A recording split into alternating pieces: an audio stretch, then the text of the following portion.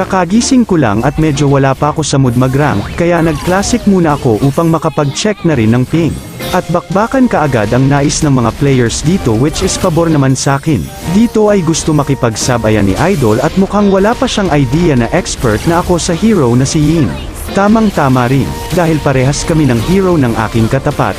Ngayon ay masasaksihan nyo na sa tamang pagbuo ng items ay walang makakatapat sa inyo. At syempre, hindi mawawala ang wastong pagbuo ng emblem upang mabalance ang gameplay mo. Gamitin mo ang emblem na assassin upang makatulong sa pag-maximize ng iyong damage, thrill para sa adaptive attack, master assassin pang tunaw sa mahilig mag-solo sa lane at pang-ambush, at lethal ignition pang secure ng kill. Karamihan sa mga viewers ko ay di pa naka-follow sa page ko. Sana ay may time ka para pindutin ang follow button para lagi kang updated sa mga tutorial videos na tiyak makaka-improve ng gameplay mo. At sa tingin ko'y hanggang dito na lang muna.